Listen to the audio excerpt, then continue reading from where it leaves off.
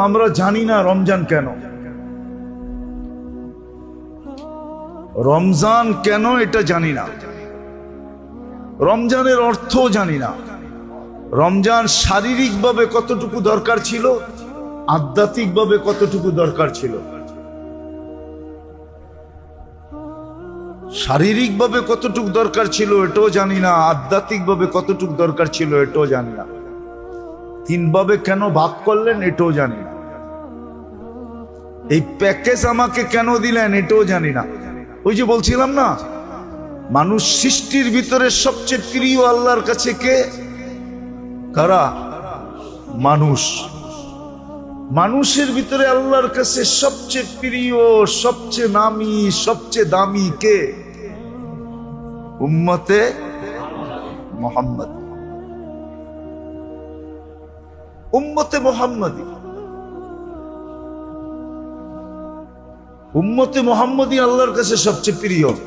এই জন্য রমজান দিছিলেন যে একটা দিয়া যেন 1000 না কোটিকে হার মানায়া দিতে পারি।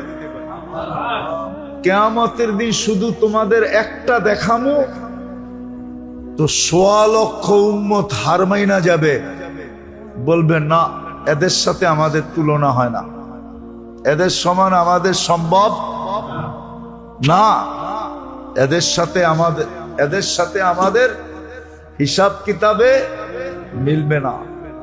একটা দিয়ে দেন আল্লাহ সবাইকে চুপ করে দিতে পারে। আর এই কথা বলতে পারে একটা দেখাইলাম। অনেক সময় দেখেন না পেপার পত্রিকায় লেখে কয় খেলা একটা দেখাইলাম আরো 99টা বাকি আছে।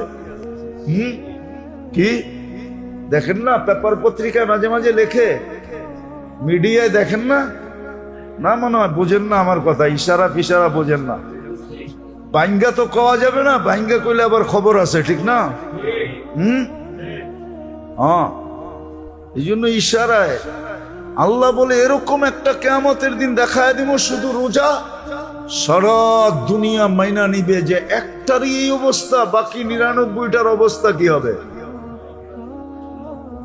এই জন্য রমজান একটা প্যাকেজ ছিল, প্যাকেজ।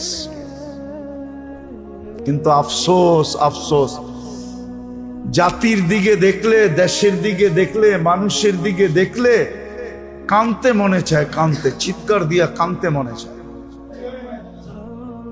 আর বলতে মনে চায় মনের থেকে যে আল্লাহ একটা ডিসাইড করেন, হয়তো হেদায়েত দেন আমাদেরকে যদি কপালে থাকে, আর যদি কপালে হেদায়েত আমাদের না থাকে তো আমাদের থেকে জমিন পাক হয়ে যাওয়া ভালো।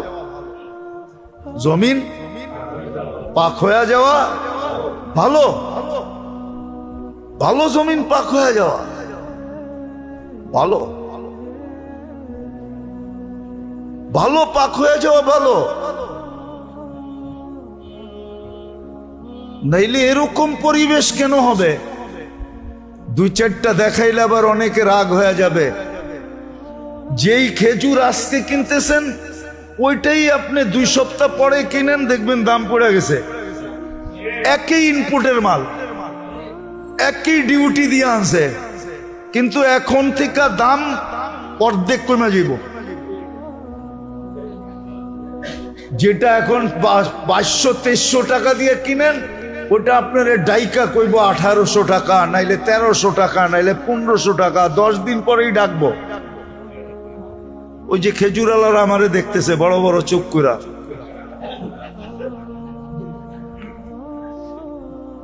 যেই ছোলা আজকে যে দেখবেন বাজারে যেই দাম 10 দিন পরে দেখবেন কমে গেছে, অথচ একই ডিউটি দিয়ে আনা মাল, অথচ ইচ্ছা করলে কামাইতে পারতো জান্নাত।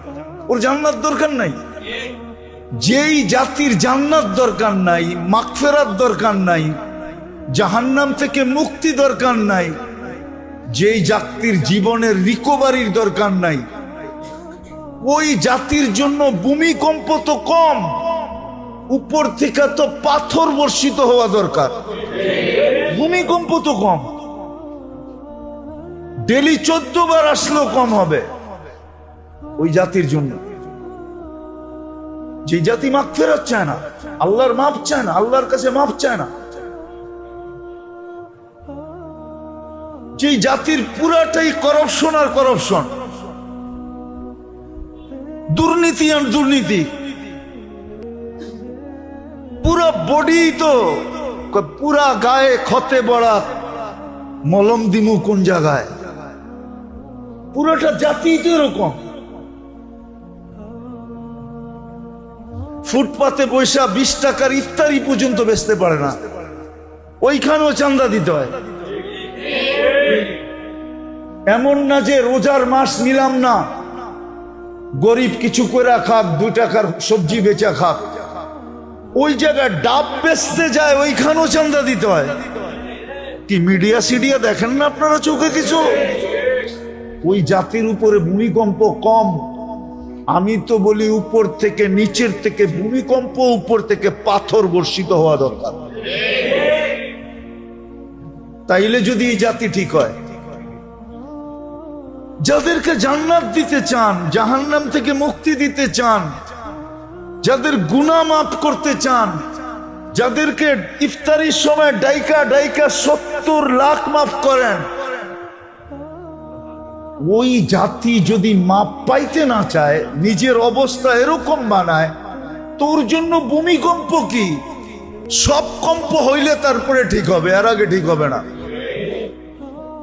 মাটির সাথে মিশা যাওয়া উচিত। আপনারা বলবেন আমরা যে ভালো মানুষ, আমরাও, হাদিসে লেখা আছে আনুহুলিকু আফিনা সালেহুন। আল্লাহর রসুলকে জিজ্ঞাসা করছে, নেককার লোক কি ধ্বংস হবে? আনুহলিকু আফিনা সালেহুন, আমরা কি ধ্বংস হতে পারি নেককার লোক থাকা সত্ত্বেও?